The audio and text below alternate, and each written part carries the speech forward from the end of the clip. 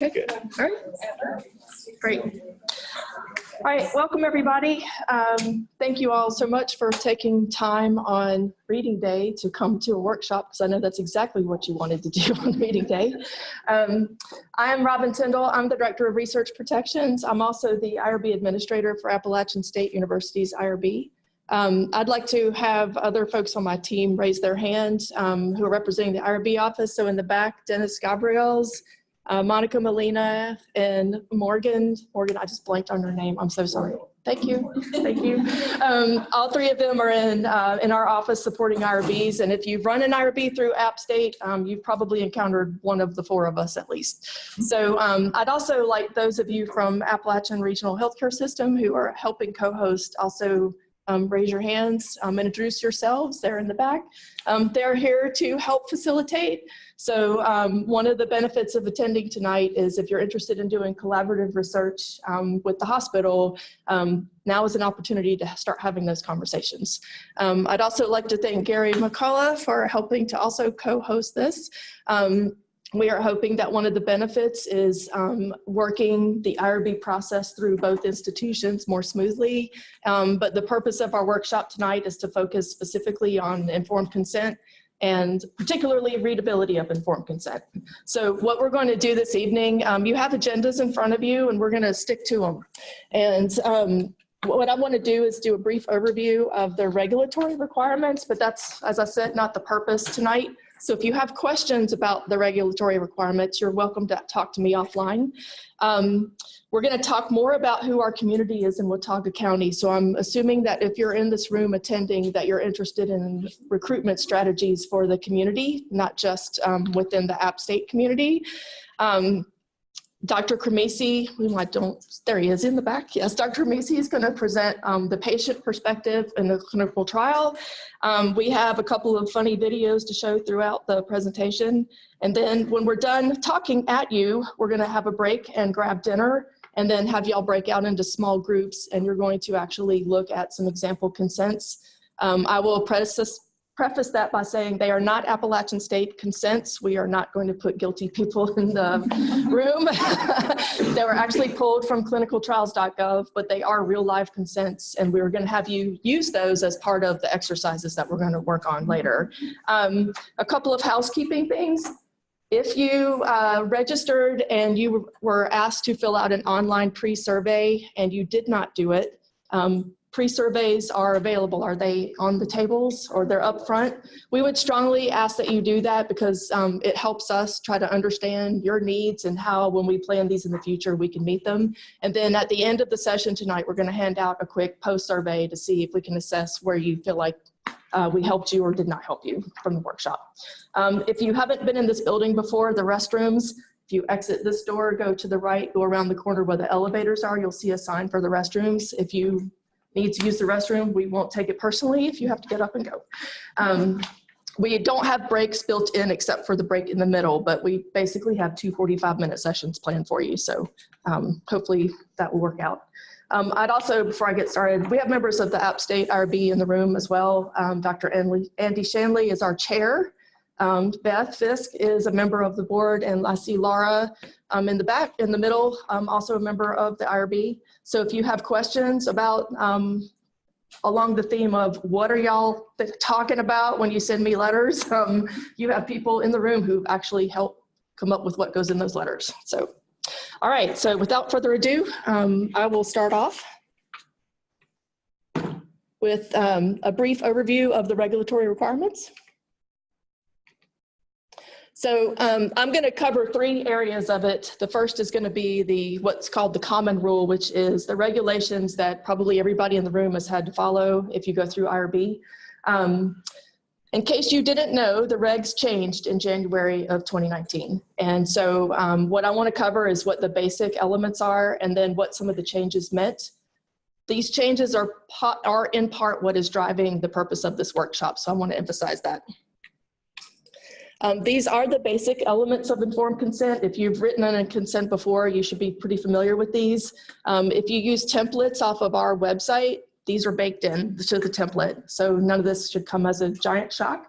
But when you think about things that a participant might want to know when they're trying to decide whether or not to be in your research, these are the elements that the regulations require.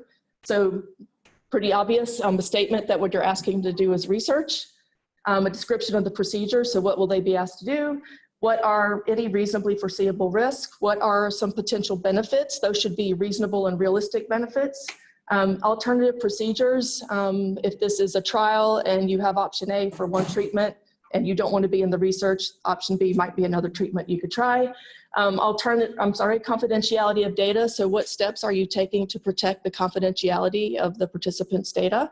And compensation, the new regulations say that if the research is more than minimal risk and you have compensation, it is now a requirement to describe that and describe how the compensation will be administered.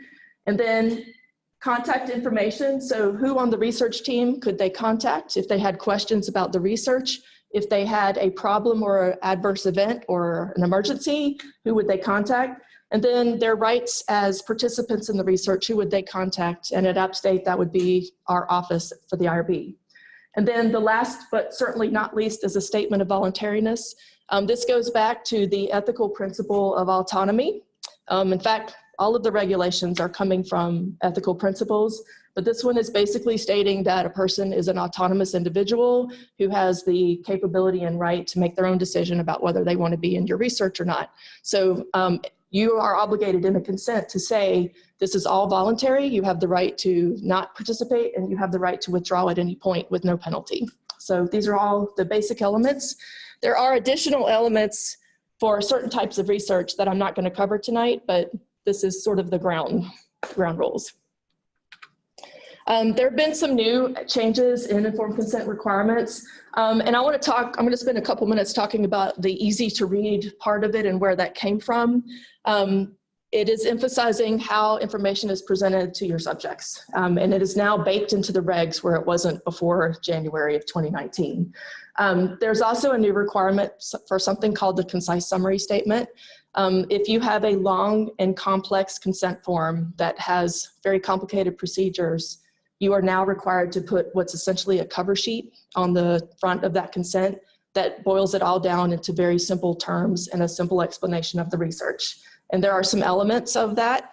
On our website, we have elements. If you're UpState, we have some resources for you on that, and we will talk about it later in the workshop as well. And then there's something called the reasonable person standard. And that had been in the regs a little bit before, but now it's a little more emphasized, and I'm going to talk about that in a minute as well. So the key information sheet is the concise summary. These are the types of things that need to be in it. It needs to be very brief, especially if your consent's verbose, your concise summary needs to not be verbose. Reasons why someone would want to be in the research. So oftentimes people would say, well, that's the benefit, but you may want to think past reasons why. Sometimes people want to be in research for altruistic reasons, and maybe one of the reasons why is that they will contribute to the knowledge of that particular area. That's a perfectly reasonable argument to make, but if there's other reasons why someone wants to be in the research, you should list those as well. Any kind of risk. So why would someone not want to be in the research? And maybe that's because you're going to do blood draws and the person is terrified of needles. You want to state that in the concise summary so that they have a way of sort of analyzing that and deciding whether or not this is something they want to do. Potential discomforts is kind of tied to that. These are out of the regs. The information sheet needs to be concise and focused. It needs to be presented in a way that facilitates comprehension, and it should not just present facts. It should be tailored in a way that helps someone actually make the decision whether or not they might want to be in your research. The consent is all the detail behind it now. The concise summary is like your cover page. There's also a new element for something called broad consent. I'm not going to spend a lot of time on it tonight, but you should know that if your research involves collecting identifiable information or biospecimens, and you intend to hold on to them and use them for future research, there is now something called broad consent. Not every institution is signing up for this because it's kind of complicated, but broad consent essentially says you need to get prospective agreement from your research participants that you can keep their data or their biospecimens and use them for research, and you should be clear about what that research is. So this is very common in universities or medical schools where they keep biospecimens for all kinds of different biomedical research. But their obligation now is to disclose to the participant exactly what they use them for. So if they use them for genome sequencing, they have to say that. So it gives people the right to opt out so that you cannot hold their specimens for an indefinite period of time.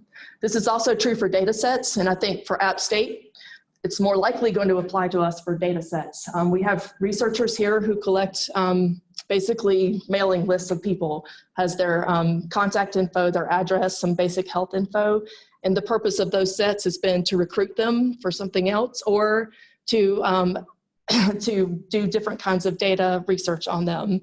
This would now require prospective consent. It's a little bit more complicated because you should, in theory, outline the types of research you might use their data in. So just keep that in mind. If you find yourself working on a project where one of those two things might come into play, you are very welcome to call our office and we can talk to you about it.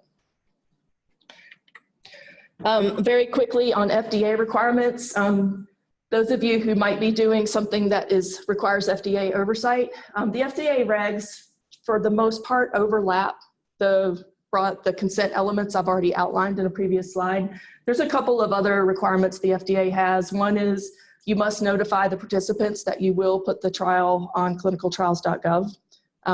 It doesn't mean their info will be on there, it means the research will be. There are some additional safeguards, but those aren't terribly different from the first regs. But if you find that you have FDA research, the IRB actually does a pretty good job of telling you on your consent what else you need to add. So you don't really need to be too concerned with this. Okay, so I want to talk a little bit more about the comprehension and readability. This is coming from something called the Plain Writing Act in 2010. This was an executive order that basically asked all executive agencies to start reviewing their documentation that goes public and rewriting that in language that the general public can understand. So why does that apply to us? The reason why it applies to us is because after this order came, NIH in particular has been leading the drive for this when it comes to medical terminology and plain writing for medical documents, medical consent forms. And it is now kind of baked into the new regulations for research. It's not specifically in the regs, but when the regs came out in January, there was like a 200-page prologue to the regs, by the way. The regs themselves are like 20 pages, the prologue's like 150 pages. But inside of that prologue, they cite this now. They talk about plain writing, and they cite it several times. So the intent by the feds is that we are to adhere to this in our own writing for consents. That would be especially true if your research is NIH funded, because the NIH is going to pay attention to it. So just keep that in mind, and that's one of the things that's been driving the changes within the IRB and how we've been reading consents. Plain writing, basically, this is the Fed definition. It's clear, concise, well organized, and follows the best practices appropriate to the subject or field and intended audience. So you have to write to your audience, and it has to be presented in a clear way that that audience would understand it. These are all types of things that apply to federal documentation, but you can see how they can kind of apply to what we do as well. Some of the guidance for plain writing is making sure that your idea place your idea before exceptions or conditions. So what is the point that you're trying to make? Use no more than 2 or 3 levels for lists. Choose your words carefully. You should really write to your audience. I kind of said that on the last slide. Make sure that where visuals are helpful, they can be put in. And then make sure that you can pre-test. I always encourage that. I know it's hard to do. But if you're writing for a specific population, it's always good to sort of test your writing on a representative of that population. And we're going to talk a lot about writing to the 6th to 8th grade level. If you have a kid at home, it's a good test to read to the kids, see if they understand what it is you wrote. Okay, so those are some of the sources. So do y'all have any questions on that? I didn't want to spend a lot of time on the regs just to give you, I was just trying to give a background, so. No questions? Yes. What about studies that are already approved? Do they get modified or renewed? Do they need to come up? Yes. So the way App States IRB has chosen to do this is when your study comes up for renewal, the IRB looks at whether they want to apply the new regs to it or keep you on the old regs. 99 times out of 100, it's going to go to the new regs. And the reason for that is it's usually in your benefit. The new regs remove things like renewals, or it might reclassify what you're doing to a lower review level. So we try to do that in your favor. But if you happen to be, if you happen to have a consent form that the IRB looks at and says, this is kind of complex, we would ask you to do that concise summary at that point. Yes. What about kindergarten through fifth grade? So there are different kinds of consent levels for that. Children are called a vulnerable population. There's additional protections that have to be in place. The number one thing is that when you work with children, you must get parental consent to do so. So the parent consent needs to be written to the appropriate reading level of the parents in that community. You also can get something called child assent. Children do not need to sign forms. I'm not a giant fan of children signing forms, but younger children in particular can give you verbal consent. And the idea is to give them a very brief explanation of what you would like to do, and then let them say yes or no. And that usually satisfies the IRB. Okay. So I'm going to switch gears and talk about our community. This is coming from the Watauga County Community Health Report that was done in 2016. If I understand correctly, it's done every 3 years, so we're probably going to get another one in another year. So this data is pretty current. It's as current as it can be right now, but it's about 2 to 5 years old when you see some of the citations. So, whoops. Uh-oh, I've lost my community presentation. Sorry guys, hang on. Okay. Oh, I accidentally hid the slides on the thing. If you didn't unhide the slides, then they won't show up. Ah, okay. Do you want to stop the recording while I fix it or no? Yeah, we can. Okay.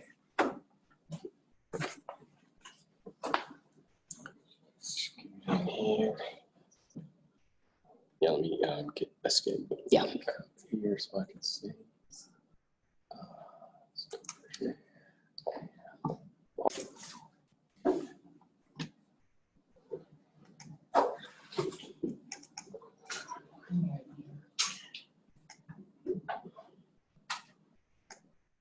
Thank you. You're welcome.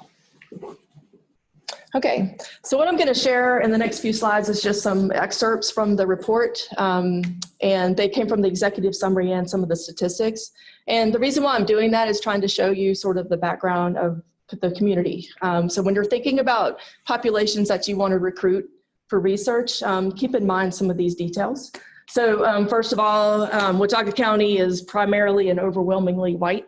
91.5% of the respondents identified as white. But I made a comment there, this is coming from the executive summary, that even though Watauga County at the time of this had a very low unemployment rate and employment was increasing, there was a note that employment discrepancies were more, they were greater in minority communities in Watauga County. The median income is $41,900. 33% of members of the county have a household income of less than $25,000. The poverty line, I think at the time of this, was $24,600, and a good 24% of our residents fall into that category. Watauga County's poverty rate is decreasing, but remains still higher than North Carolina as a whole. I also made a comment here, this is also from the executive summary, but when you think about household income, a lot of research shows that poverty can be correlated with different health problems and also behaviors that could contribute to health issues. So the example they said was smoking. Watauga County has a much more severe income inequality than North Carolina as a whole. Something to think about.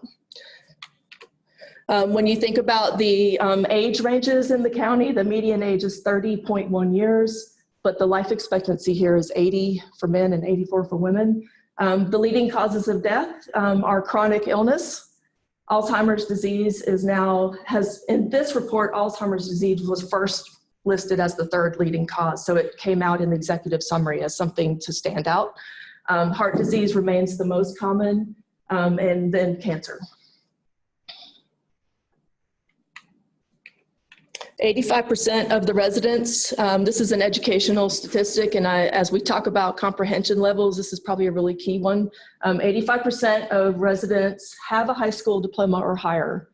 30% of them have a bachelor's degree or higher, but please note that 12% of residents, adult residents, have no high school diploma or GED. It was an interesting statistics that despite the different types of school offerings in the county, 735 students in 2016 were homeschooled. About 60% of the homeschooling was based on religion reasons, and the 40% were other reasons. When we talk about health concerns in the county, these were the things that jumped out. We have a 26% obesity rate.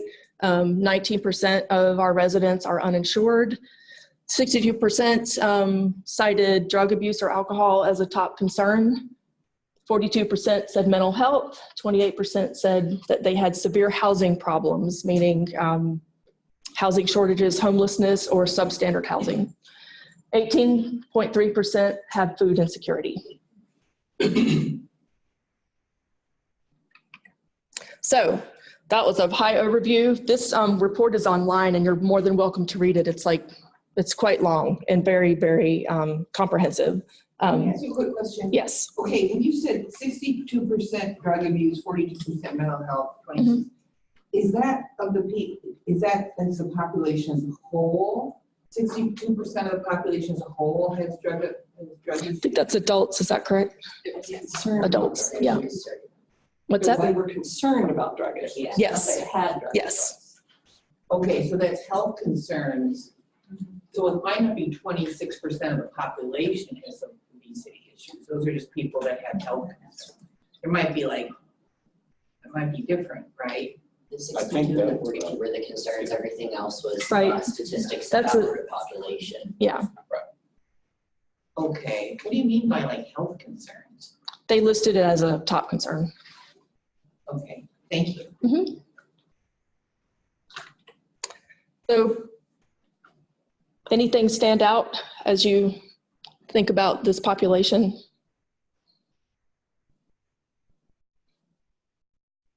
Yes. Where you said that the numbers were improving with respect to the poverty numbers and whatever else here, is that because of an influx of more people diluting that out, or is that because of an enhanced economic growth and opportunity? I don't think at the time the report identified that. We are improving economically in the county. I think it might be a combination of both.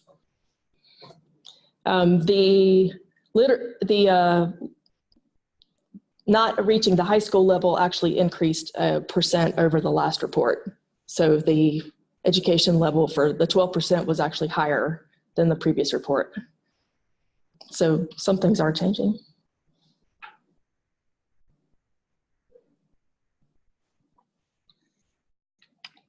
So when you think about recruiting folks for research, given that our population has these types of demographics, just some ideas out there. How would you factor that in if you were trying to recruit from Watauga County?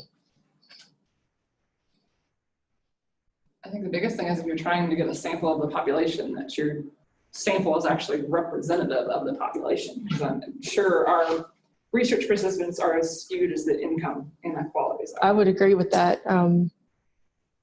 Yeah, so you're going to have a pretty wide range, possibly economically, educationally, health-wise. Yeah. Yes. Because putting two numbers together, the almost two out of three with the drug and alcohol problem, and almost 1 out of 5 with food insecurity. Research is not a top priority. You got bigger problems. It's going to be tough to get people to be interested in volunteering their time. It's interesting that there's food insecurity as well as obesity. I think nutritionists probably would have something to say about that.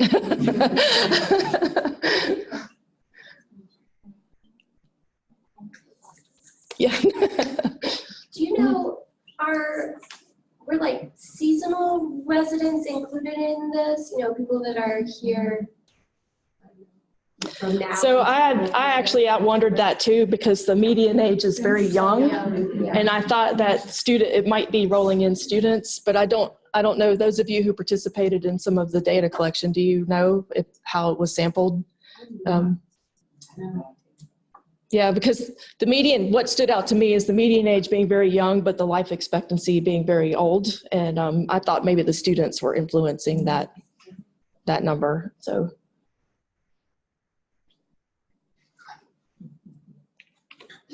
So we will talk about this a little bit with our consenting strategies later in the presentations, but think about maybe some of the populations, how written consent might be perceived, and whether or not maybe it's better to do an oral consent with some members of the population. So just think about that.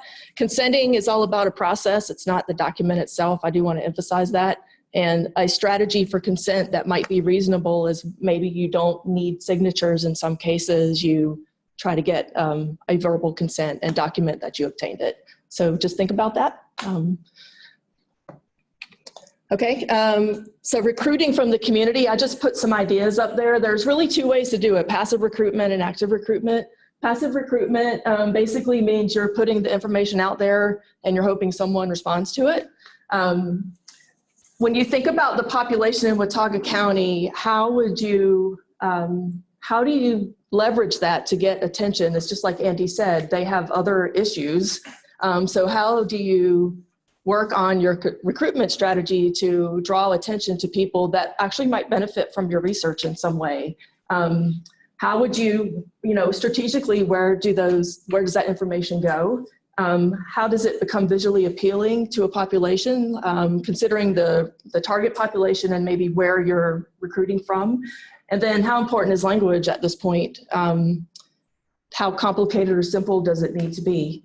Do you have any comments? We have a member of the community in the audience, so.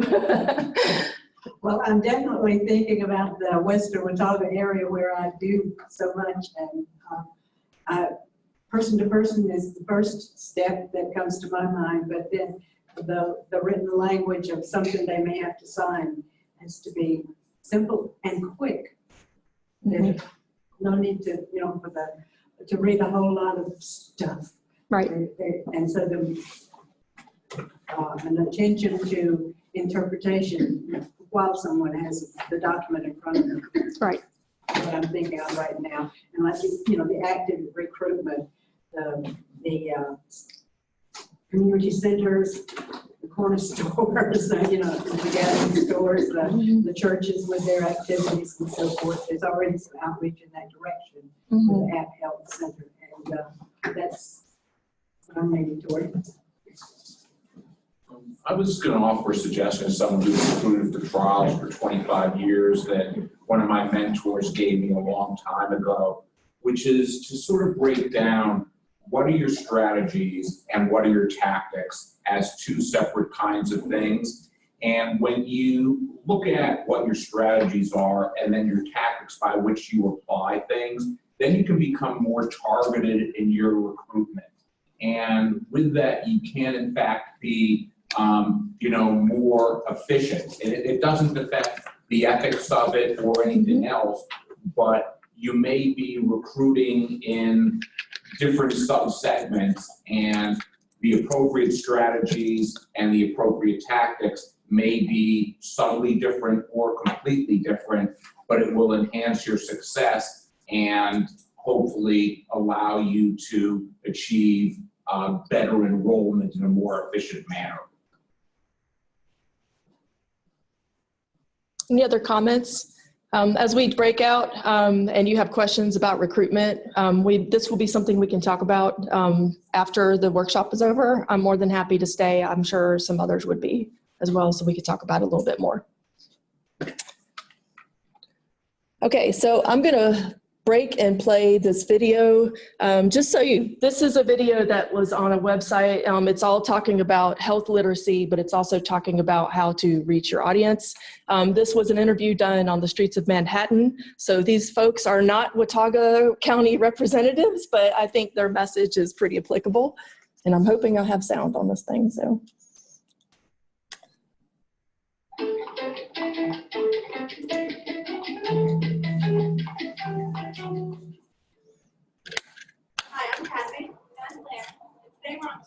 marketing people about their health literacy? Can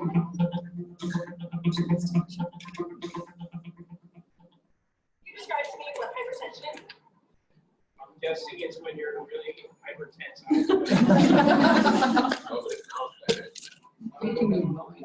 Hypertension will be overactive in the muscles.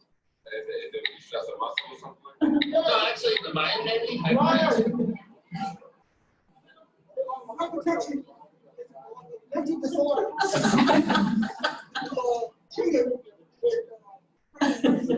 Hypertension would be overactive stressfulness.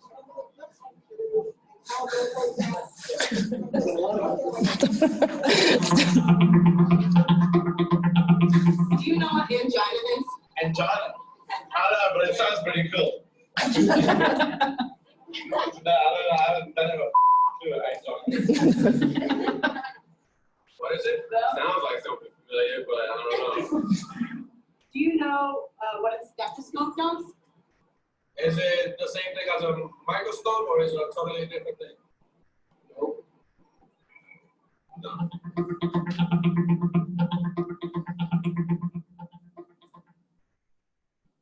What's the first word that comes to mind when you think of your relationship with your doctor? I lied. Difficult. Sometimes they don't listen to what you're saying, or that they go so quick that you don't understand what they're saying. The doctors don't spend enough time with the patients that come in. You never spend enough time listening to what they have to say. Doctors do not communicate with me enough. Because I ask him every time it's a matter. Jason, you're crazy. I went to my doctor. No one takes me serious. And he said, next. It's so in the beginning to figure out what the problem is, but after that, I don't think they care about what you're saying. I'd like to see it more honest, open communication. I don't think they always explain it to the patient in the same way that the patient would understand. Pro doctor, but everybody is not the same level, and sometimes I think they need to explain it a little bit. They went to college, they went to so much school, and they do not communicate.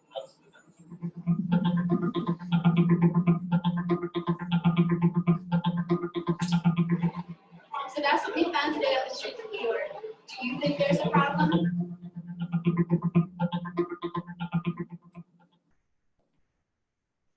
All right. So yes, not exactly Watauga County, but kind of give some food for thought. Okay, so I'm going to switch gears and let Dr. Cremisi speak from a few minutes about clinical patient perspective and clinical research, and I have a separate set of slides for you. So, and I don't know if you need to reshare it. Will it share all of it? Okay. Yeah.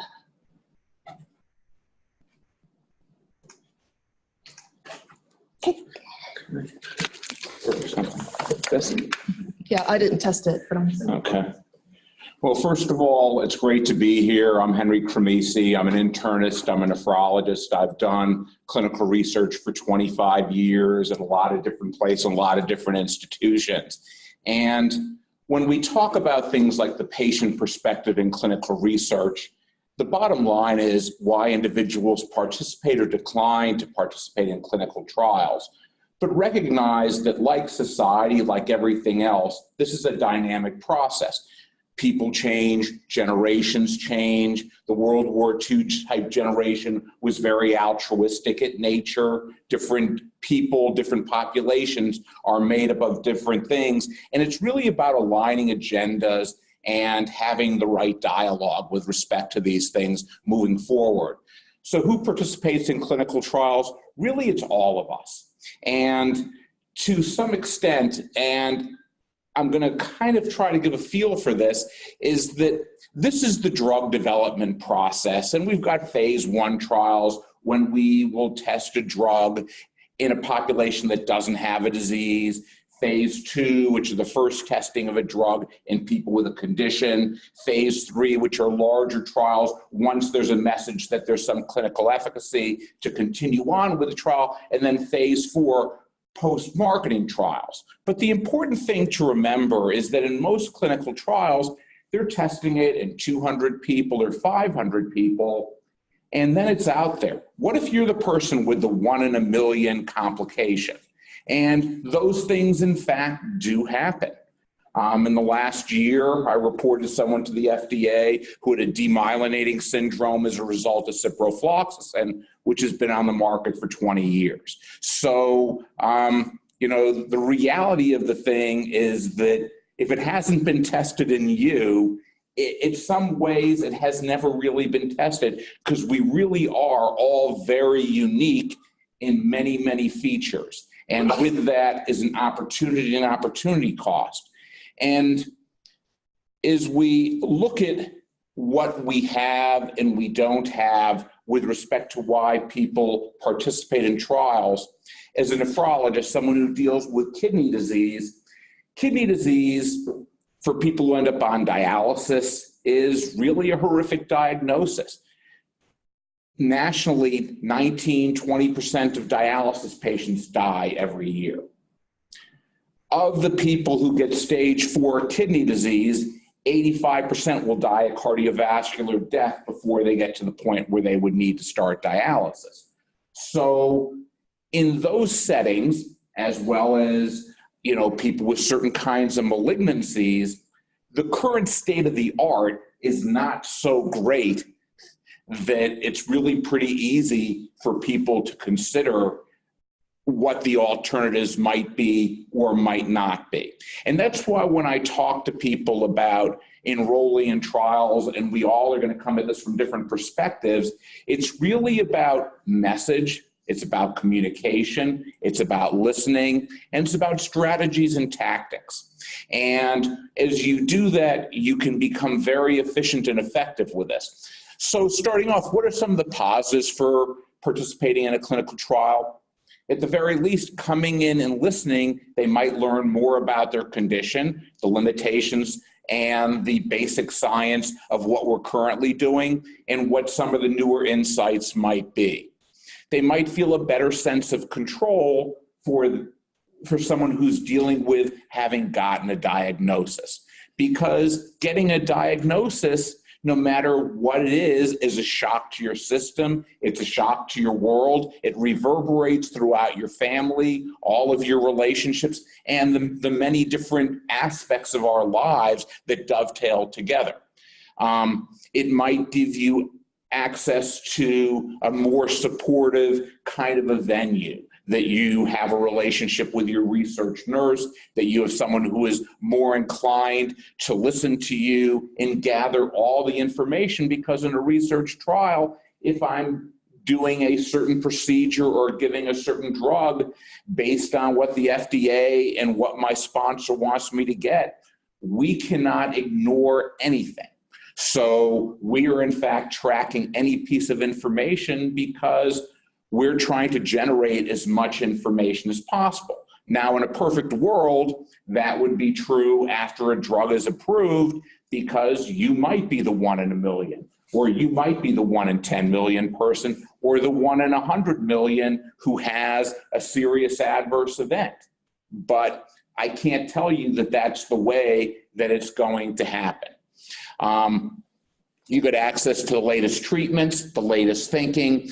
And a lot of people do this for altruism, you know, especially with some conditions that I might treat, which are familial and genetic, that maybe this can't help me, but maybe this will help my kids. Maybe this won't help me, but maybe it'll help someone else down the line.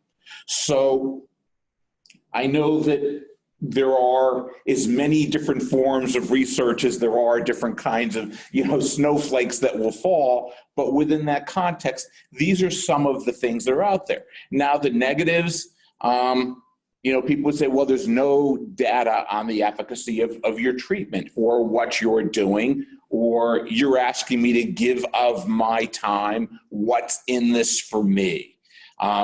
They're saying, oh, I'm just going to be a data point in someone's database there. And after the trial, are you going to abandon me? You know, and if this therapy is better, will I still have access to it? Won't I? And, you know, what happens? Because as healthcare changes, as society changes, for the people who were my patients for 20 or 25 years when I was practicing in Charlotte on a continuous basis, those people who hadn't established a relationship with me were probably more inclined to participate than people, you know, with whom you don't have a relationship. But what you really want to do is to be in a circumstance where you can engage people and have a dialogue with people, talk about what you're doing, what your agenda is, what you hope to accomplish, be honest about potential risks, be honest about potential benefits.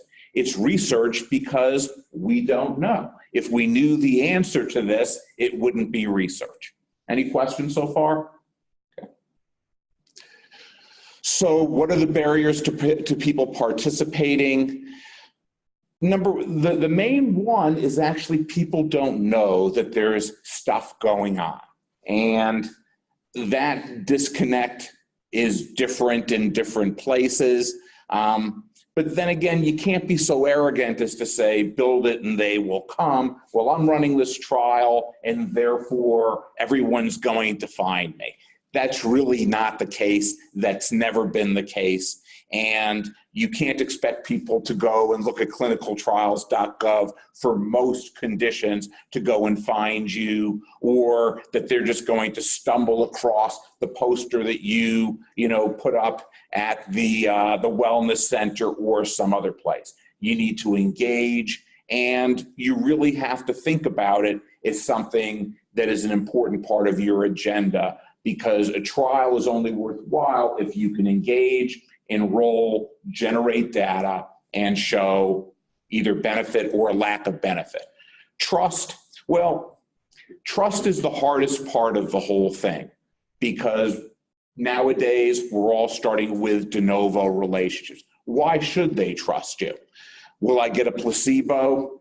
You're not my regular doctor. Why should I engage you? You've got historical issues like Tuskegee. You have people who are certainly not trusting of big pharma, big industry, all these other things. Will my personal data be compromised? And again, the best part of it is sitting down, talking with people and saying, this is what it is, this is what it isn't, this is what we hope to do.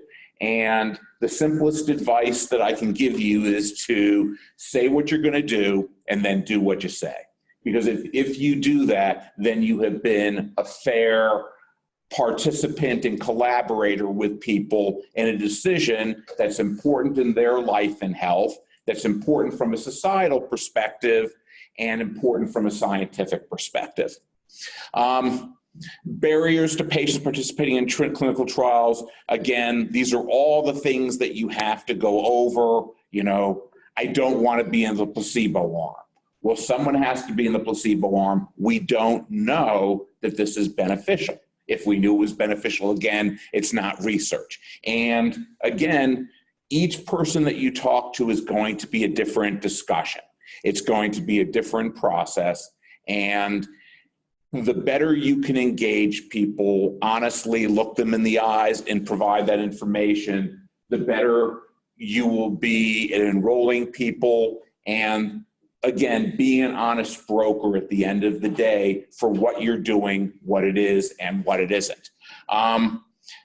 The parts of all of this, when I say making the decision of your life, for people with serious cancers and things like that, it's going to be those kinds of decisions. When I'm talking to people who stand a 1 in 5 chance of dying in the next year, again, these are different kinds of things. So each trial, each population is unique and distinct, and that's why I say strategies and tactics, because just because you were, over here enrolling for this one, this is a completely different story, and it's a different population, and it's a different individual. And the more that you're able to step back as a human being and to listen, because if you listen, people will tell you why they've taken the time to sit down there and talk with you. And if you listen, then they can give you their honest appraisal of why they're going to participate or not. And with that follow-up and that feedback, even if they don't participate, you learn more to help you engage the next person. This is a lot of information over here, looking at trial characteristics and patient perspectives. And, you know, there's meaningful things that are over here. You know, how does your potential research compare to what the current standard of care is? The third line, that's always a big part. And a lot of it is saying, you know, how does this compare to whatever else would happen or not happen, which gets into what you hope to learn. And within this, when we look at this, and it's complicated with, you know, advocacy groups, because, you know, there are a lot of advocacy groups when we're talking about disease and disease states. I've always been a fan of keeping it simple. I like relationships to be between people. I'm not trustful of institutions. I can shake someone's hands. I can look them in the eye. I can have a dialogue with them. I can say I'm sorry to a human being or something else. Institutions, advocacy groups, my concern is that sometimes their agendas are much more complicated. When you're dealing with a person and a family with a medical condition, it's easy to align the agendas. They want to feel well. They want to return to their life. They want to return to their health. They want to be all that they can be. And no, sometimes, you know, there is not perfect healing. There are conditions without cure, but at least we can understand their agendas. And when you understand agendas, again, that allows you to be strategic. It allows you to be tactical, but it allows you at the same time to be honest and ethical and do the right thing for people.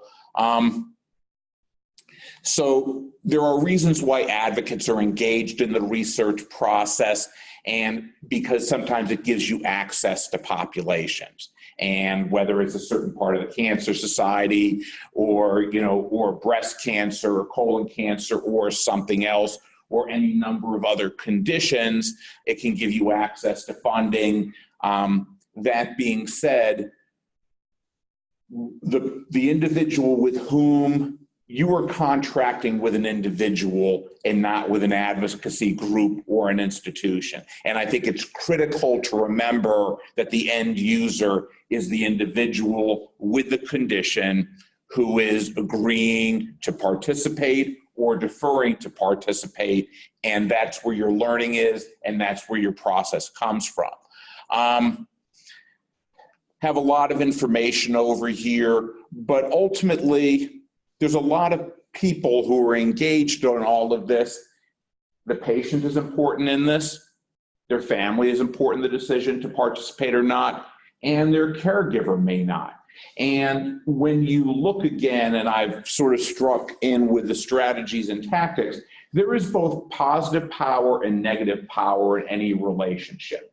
So, you know, a family member might, for their own reason, not want someone to participate in the trial, or the caregiver or their own private physician might not, because they're afraid of losing a patient to a clinical trial. So again, the better you can understand the agenda, the better that you can align agendas and, again, think about what I'm offering, what I'm doing, and how am I creating this to be successful.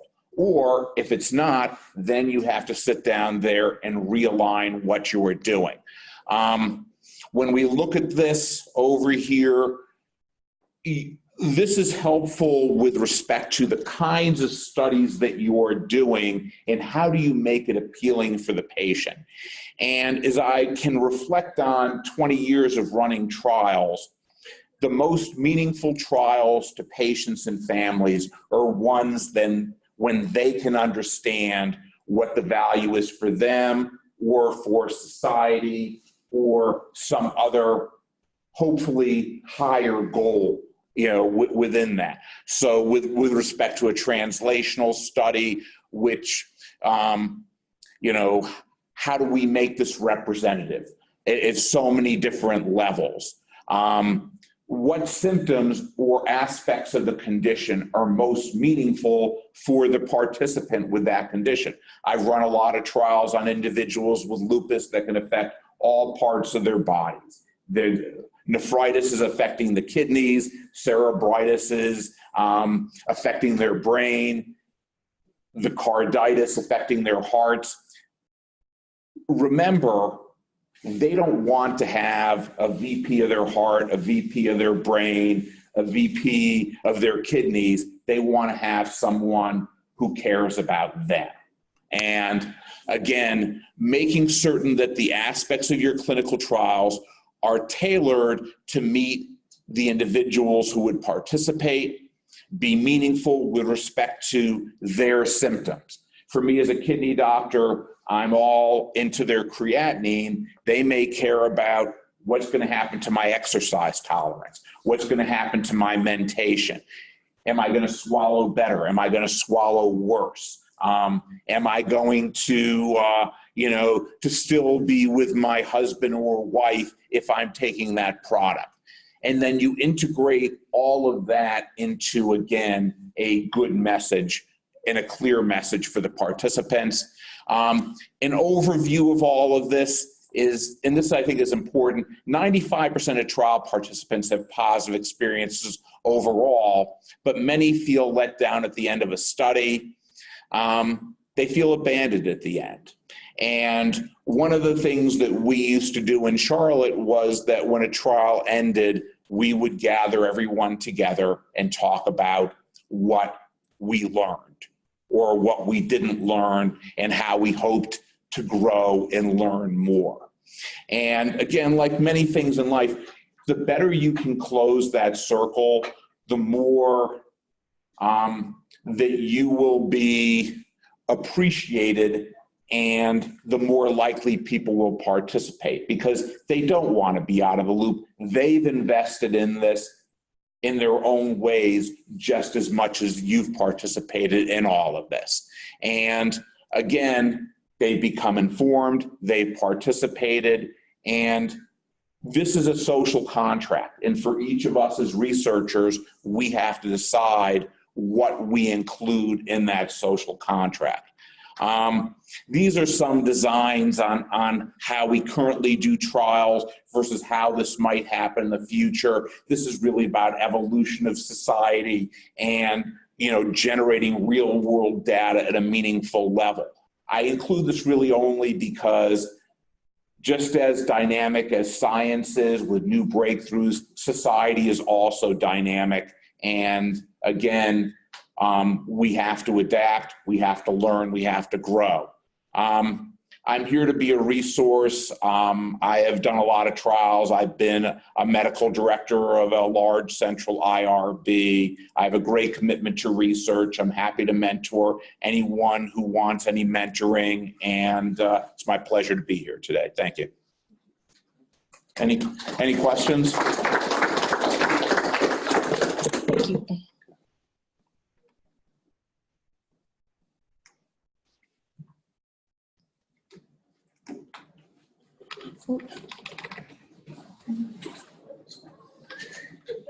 Okay, next up is some members of Appalachian Regional Healthcare System to talk a little bit about the process that they do and some of the things they've observed from proposed research that's gone through that process. And then I'll follow up with some things that the IRB has also observed, and then we will take a break, I promise. So I don't know, which one of you was going to present. You got my slides. Yes. Okay, good. And which is it? Just this one? I think this one. Yeah. Okay, very good. Hello, everybody. My name's Marjorie Rosensick, and I'm a registered nurse, and I'm a clinical research nurse is my title at IHHS. And I'm just here to kind of go over our work groups and how some of the research is, once it comes to us, how it's looked at. And specifically, the quality and compliance work group is the one I'm going to be talking about tonight. Now, there's others, and I'm happy to talk to anybody afterwards about the whole process. But tonight, the primary work group that we'll be looking at is the compliance work group, and because it is the one that reviews the informed consents. Okay.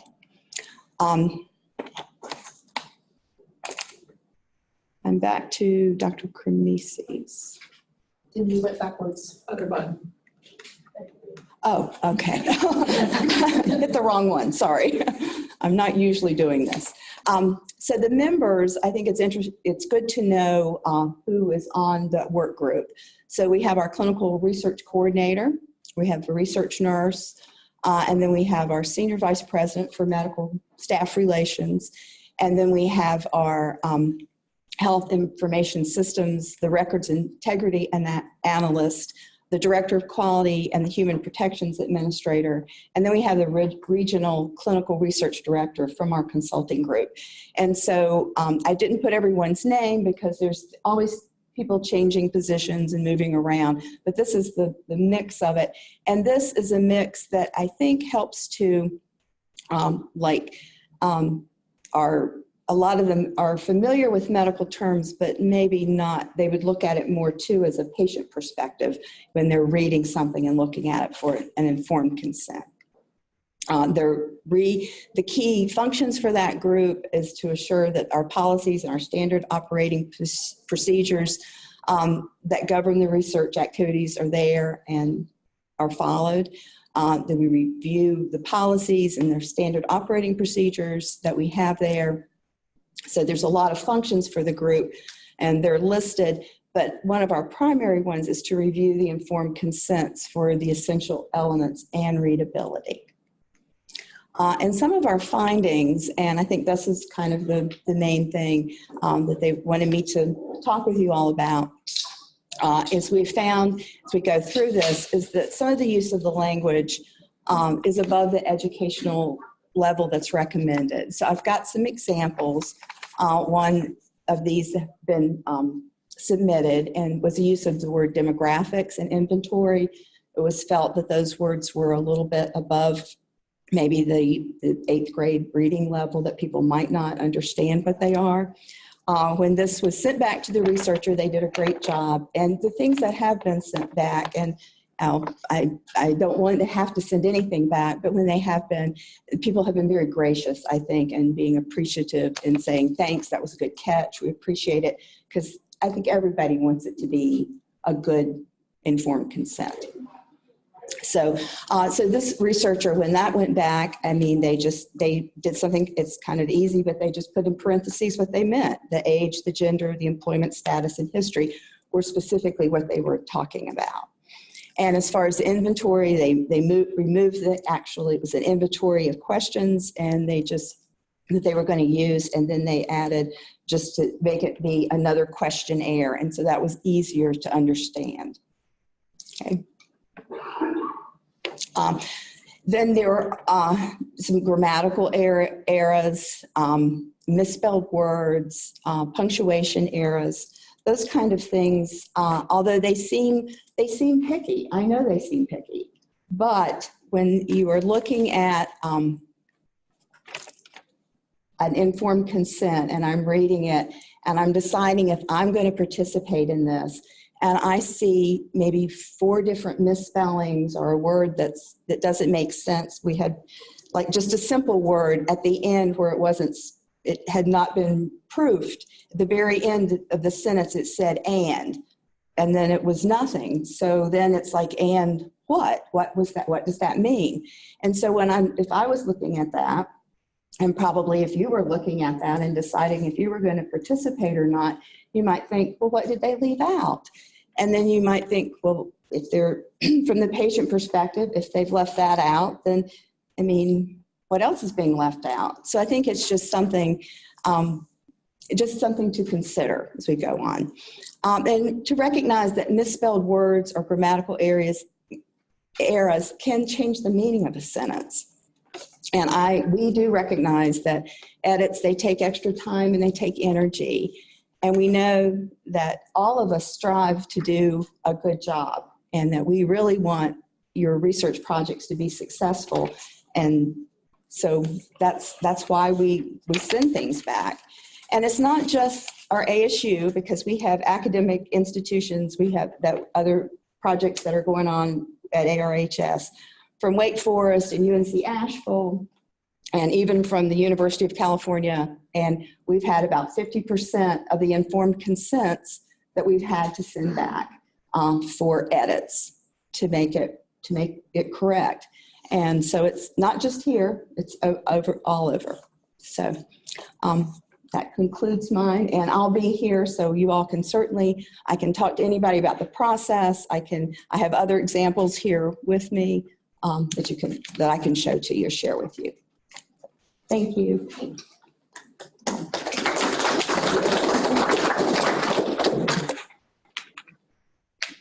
Okay, I'm good.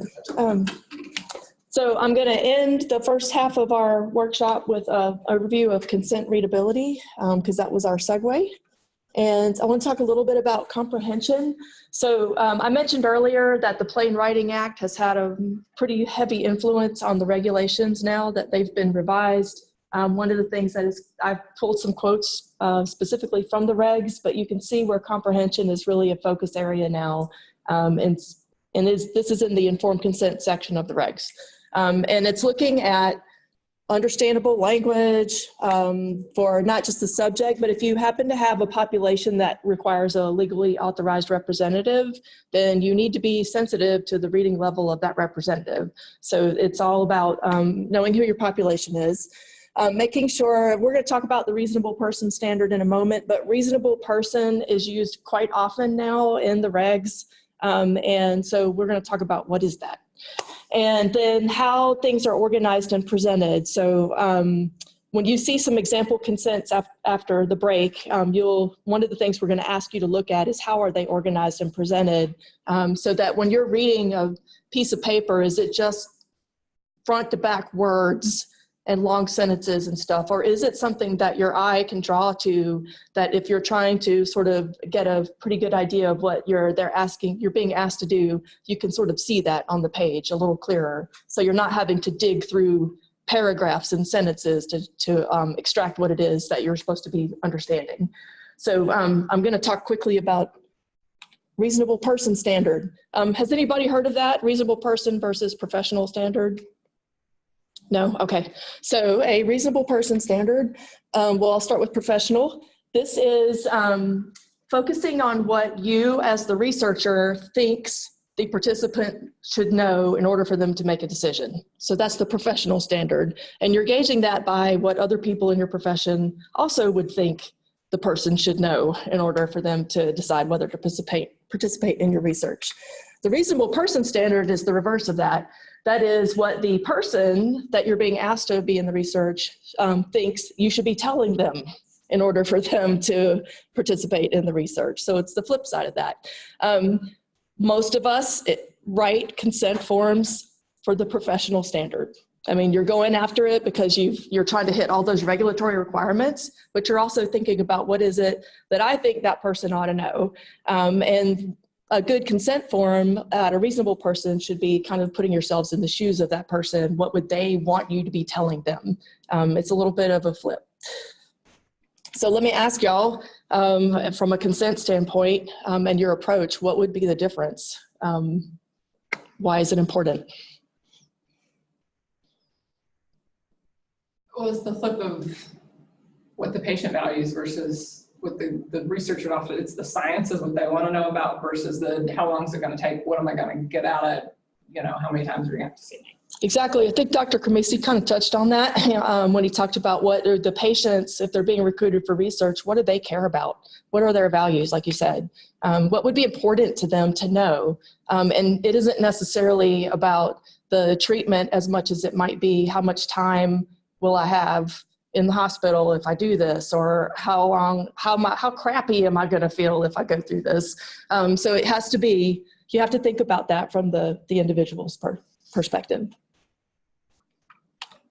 So readability is another issue. Again, readability has been a focus area for the regs, and as most of y'all have probably been aware, that our IRB in probably the last 18 months or so has really zeroed in on readability. Consents that probably 2 years ago were approved are actually being sent back. It's not because there's a new IRB, it's because we've started focusing on this. The regs are asking us to, but we're also starting to look at it from the perspective of the participant. So look at this. Our target reading level should be 6th to 8th grade, but it's an interesting comment that regardless of your education level, most people are more comfortable reading that simpler consent. It's just natural. So here's some data from the IRB. We went back, I'll give Morgan credit for all the research he did, but we went back and looked at our IRBs that went full board, only full board studies from the last 18 months. We broke it out by whether the PI was a student or a faculty member, and we looked at when they were returned, how many times were they returned, and one of the specific requests was about consent reading level. So you can see that we had 19 overall in the last 18 months. Keep in mind we read around 30 to 35 full boards a year. So 2/3 of them roughly did get returned for this. Interestingly, if the student was the PI that got returned less than faculty, why do you think that might be?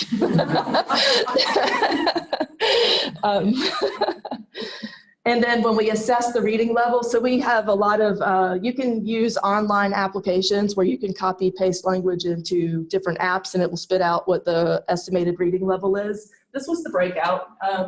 Only one of them was below the 9th grade reading level when we assessed it. Most of them fell between 10th grade and 12th grade overall. And then we had some that were just way off the chart past 12th grade.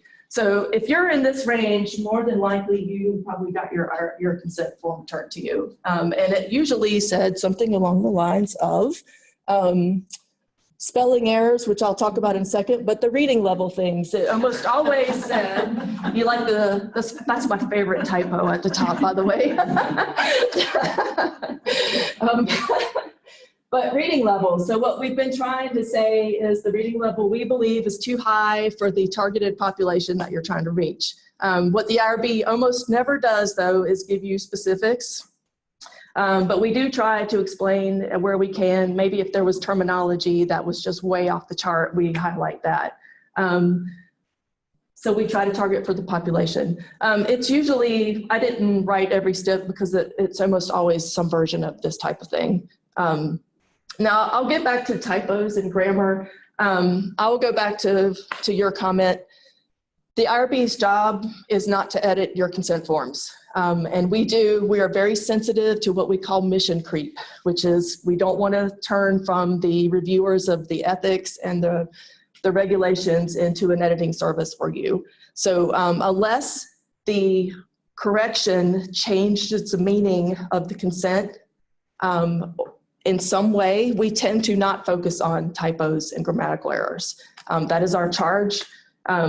Obviously something like the one at the top changes the whole meaning of the sentence, and so we did call that one out. We do make a comment like, please run a spell check through your consent, because I mean, we notice it, don't get me wrong, it comes up in our conversations, but usually what you will get is a request to run spell check or look at your grammar overall, but we do not sit there and redline it for you. But it is important. I think it's to the point of the consent is the one document that your population is going to see from Appalachian State University. So just keep that in mind. It represents Appalachian State University. So think about how you want to present App State, because the consent is the one piece of writing that your participants are guaranteed to look at. So we have some general tips for you. I think some of our handouts that we're going to do later give you some points to where you can do the reading level review and see for yourself how your text holds up. This is a pretty common complaint, but that's why you're here. So what we're going to do is take a break and let y'all grab your food. And what we would like to do, the next part is wholly interactive. So we would like for you to have groups of at least 4 people together, and we will divide up some consent forms and give you some ideas about how to go about looking at these consent forms, okay? So I'm not sure exactly the time, so we're doing all right. So if you could take about 10 minutes maybe to run to the restroom, grab some food, and place yourself down, we will work on part 2. Thank you very much. Nice to see you here.